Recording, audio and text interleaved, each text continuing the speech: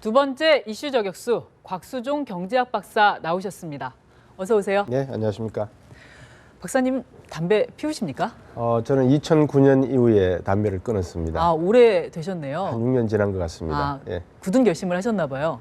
건강상의 이유 때문에 끊었는데 네. 담배 끊기라는 건 상당히 힘들죠. 사실 네. 어떤 계기가 아주 치명적인 계기가 마련되지 않거나 그렇죠. 약물 치료 같은 단단한 결심이 없으면 힘든 네. 거죠.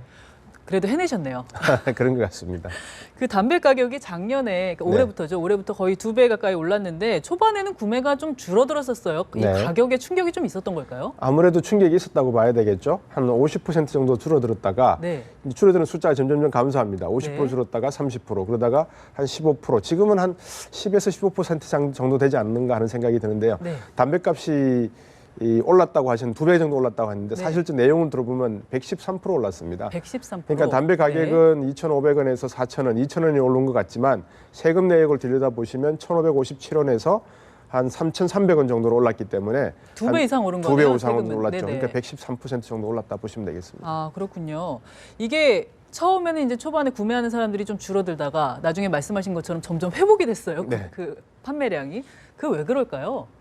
담배라는 건 일종의 기호식품이거든요. 네. 기호식품이라는 것은 사실 내가 좋아하는 음식, 예를 들면 뭐 칼국수를 좋아한다, 네. 아니면 수제비를 좋아한다, 이런 식으로 좋아하는 음식이 있지 않습니까? 네. 담배도 일종의 중독성을 가지고 있는 니코틴이라고 하는 약품 성분 때문에 기호식품으로 본다면 이 여러 가지 스트레스나 아니면 여러 원인에 의해서 심리적으로도 담배를 끊지 못하는 이유가 있기 때문에 사실 놓기가 힘든 것이죠. 그래서 처음에는 가격 효과가 있어서 이게 4,500원이 된다?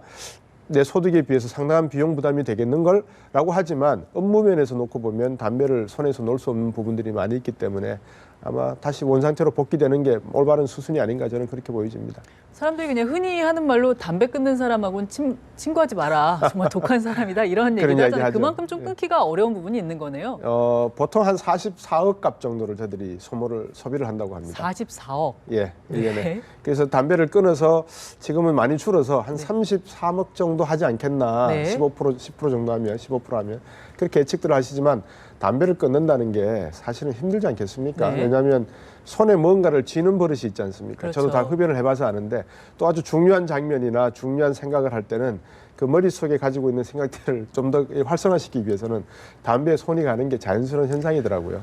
그렇게 끊지 못하는 이제 담배를 좀 이제 끊겨야겠다 네. 해가지고 예. 정부에서 이제 가격을 확 올려가지고 예. 2,500원 하던 게 이제 4,000원 그렇습니다. 그 이상이 되고 뭐 그랬던 네. 건데요. 네.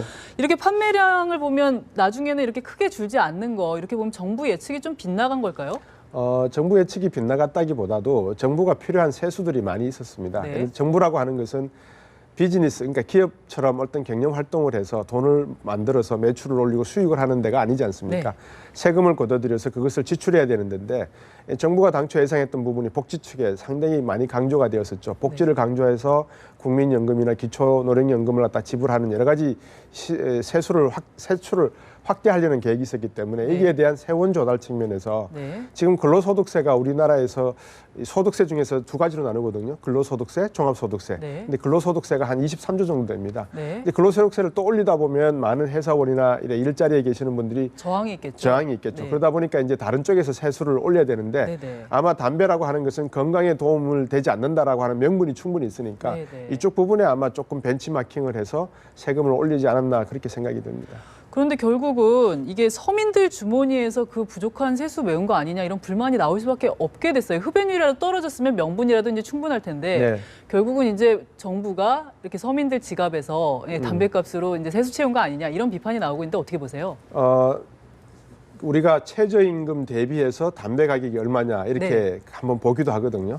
일본 같은 경우에는 한 0.45% 정도, 0.45 정도 0.45, 봅니다. 예. 우리나라 같은 경우에는 한 0.87 정도 됩니다. 아, 세계에서 한두배 가장 정도, 높습니다. 아, 그렇군요. 미국도 0.75 정도 되거든요. 아, 예. 그러니까 최저임금 대비 담배 가격이 이렇게 높다는 것은 네네. 그만큼 국민들에게 일반적으로 담배를 피지 마세요라고 정부는 강력한 메시지를 전달하고 있지만 네. 경제가 어려운 상태이기 때문에 국민들은 담배를 손에서 못 놓는다는 하나의 또 딜레마 현상을 나타내는 거거든요. 네네. 그런 점에서 놓고 보면 국민들의 호주머니를 아까 턴다는 표현을 하셨는데 털고 있다라는 것이 어느 정도 간접적으로 맞다는 증명 자료가 되지 않나 보여집니다.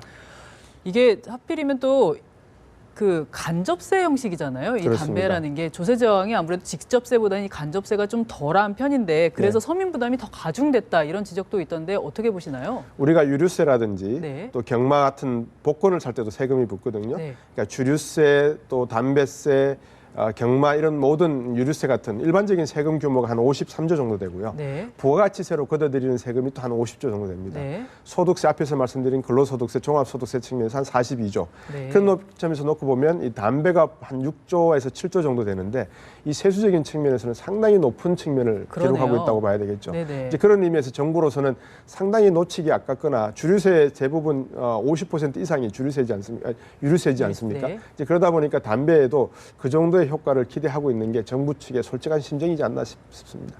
이렇게 세수 확대로 이 담배를 이렇게 주목하고 있는 거 이거 잘하는 걸까요? 글쎄요. 담배라고 하는 것은 미국도 뭐 마찬가지 경우입니다만 담배 한 값이 과거에 한 2불 정도 하다가 네. 5불, 6불 주마다 틀립니다. 네. 가격이 오르면 담배를 끊지 않겠다고 하지만 사실 밀수라든지 다른 저가의 담배품들이 많이 들어오고 있는 상황이거든요. 아, 예. 거기다가 담배를 또 입은 피해를 본 KTNG라든지 여러 가지 제조 회사에 대한 어떤 제재가 같이 가해져야 되겠죠. 네. 담배를 이렇게 피지 말라고 했음에도 불구하고 담배를 필 수밖에 없는 상황에도 이런 제조 회사들은 계속 이익을 내고 있거나 수익을 내고 있다. 이 문제에 대해서는 아마 세금을 내는 국민들도 좀 의아하게 생각할 수 있습니다. 미국 같은 경우에는 충분한 제재를 하고 있으니까요. 네. 이제 그런 측면에서 놓고 보면 좀 형평성에 맞는 법 적용이 있어야 되지 않나 생각도 듭니다. 네, 지금 담배값도 담배값인데 얼마 전에 소주값도 오르고 이제 네. 뭐 맥주값 오른다는 얘기도 있고 네. 그래서 이제 서민들 부담이 정말 너무 커지는 거 아니냐 이런 얘기들이 있는데요. 대부분의 우리나라 국민 전체를 놓고 보면 10% 상위 10%를 뺀 나머지 분들은 말씀하셨듯이 서민이라고 생각하는 것 같습니다. 90%가 전체 국가부의 한 15% 정도밖에 가지고 있지는 못하거든요. 네. 이제 그러다 보니까 서민들인데 이 주류세를 올리는 것도 아주 꼼수스럽습니다. 네. 왜냐하면 빈병값 회수 가격을 올렸습니다. 빈병값 소주값 회수를, 40원 하던 것을 100원으로 올리고요. 네. 맥주 빈병을 30원 하던 것을 또 130원 정도로 올렸습니다. 네. 그러니까 빈병값을 올리게 되면 이를 받아서 처리하고 그 수수료를 받아야 되는 네. 회사 입장에서는 소주값이나 맥주값을 또 올려야 되지 않겠습니까? 인상 요인이 되는 인상 거죠. 요인이 되죠. 네. 그러면 전체 매출 가격이, 그러니까 판매 가격이 올라가지 않습니까? 네. 이게 한 10%, 8에서 9% 정도 올라간다고 합니다. 네. 그러면 여기에 붙는 주류세도 역시 올라가겠죠. 그래서 아. 전체 가격이 올라가는 현상을 가져오게 된다. 이렇게 되니까 결국은 빈병 수거비를 올리면서 전체 판매 가격 값을 올리게 되는 셈이 되니까 일종의 꼼수적인 가격 상승, 그러니까 세수 증대책이 아닌가 이렇게 비춰지는 겁니다. 담배는 이제 정부 주도로 이제 그 가격을 인상한 건데 소주랑 맥주는 그냥 자율 경쟁 상황인 줄 알았더니 이렇게 약간 세수 확대에 간접적인 측면이 있었던 그렇습니다. 거네요. 이 소주, 맥주 같은 경우에 어떨까요? 가격이 인상되면 소비하는 그 정도가 좀 줄어들까요? 담배 경우에서도 받지 않습니까?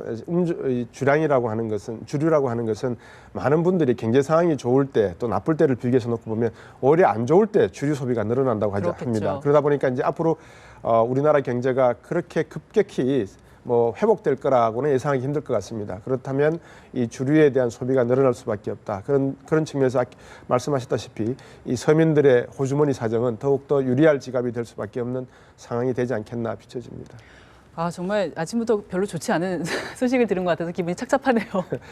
좋지 않은 소식이라기보다도 엄연한 현실이지 않겠습니까? 경제가 어려워지다 보니까 정부로서는 복지 정책을 많이 써야 되고 그 소비 돼야 되는 복지 정책의 세수를 국민들을 대상으로 해서 걷어들여야 되기 때문에 일반 많은 서민들은 주류와 또는 담배 이 소비가 줄어들지 않는 한 또 계속 정부에게 더 많은 세금을 낼 수밖에 없는 그런 상황이 악순환이 되풀이되는 모습인 것 같습니다.